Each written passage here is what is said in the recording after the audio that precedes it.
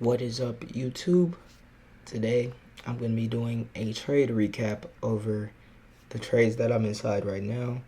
I kind of want to make this more like of a daily thing where I show you guys my P&L for the day, what trade I'm actually inside, so you guys can see my full model. So right now I'm inside of this gold trade. We are pulling back pretty heavily off of this supply zone. So we're going to see how that plays off. But been inside this gold trade for quite some time. I got in down here, this was Thursday, but I also had another position that was way down here at 3,500. And basically with both positions, we've been getting like a really good run in gold because of rate cuts, because of the economy, different things like that. But before I go into all of that, let me show you guys my account for the day. So we go here. All right, so this is my account. As you can see, we are up 2% on the day.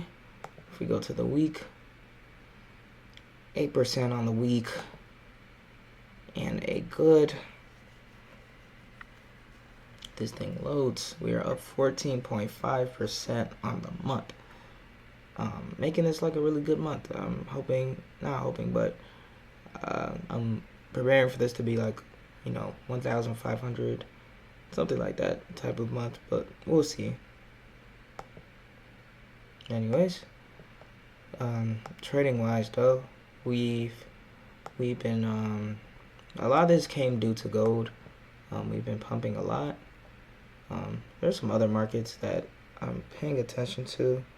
Of course, I'm paying attention to Open Door Technology.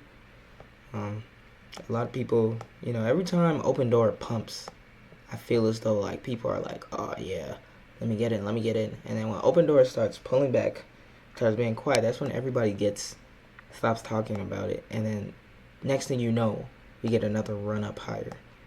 So I'm still extremely bullish on Open Door. I think it has a lot of potential, like I always say, but it just needs better leadership. Another stock is OPAD. It's another stock I'm holding. I'm also holding BBAI stock. I believe in this stock long term. Been holding this for a while, and I do think that we are still going to continue higher. It's just a matter of time, honestly. Especially with all the AI stuff going on, this is definitely a good stock to get into. What other stocks? So if you guys don't know, I trade both options and futures. I'm a little bit more heavier on the futures at times, just because I've been trading futures for like quite a while. But I also trade options as well once in a while. So it just depends if I see a good name, if I see a good setup. But yeah, this is SoundHound. This is another stock I've been looking at for a long time. It had a really good run up past here. If we get some type of push into like a demand zone or something, like if we pull back from here, it's looking like a good setup. Nvidia, like lately, actually has been pumping. I think that's what's really been fueling the Nasdaq higher is Nvidia. I think they had like a chip deal or something, but like this price action is beautiful. And I actually wish I bought calls like right in this area, because this is a perfect push up back down into a level of like demand, and then a push higher. So we're gonna see if I can get inside of any swings, but that's definitely a nice setup. Another one is Hood. Oh my gosh, like this is beautiful. Like Robinhood, the platform I use the most, is like performing actually amazingly.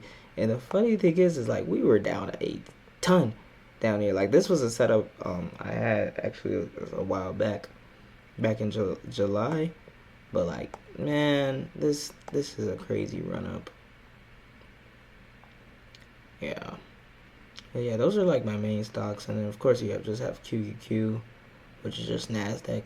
If I'm trading Nasdaq, I'd rather just trade the futures version, which is NQ, rather than open calls on QQQ. That's just a preference I have, but yeah. Yeah. But overall, right now, in terms of like calls, I probably am looking at Hood, probably just looking at Nvidia. Um, do I have AMD on this list? Or Oracle? Oracle isn't really doing much. Let me see if I have AMD on my list.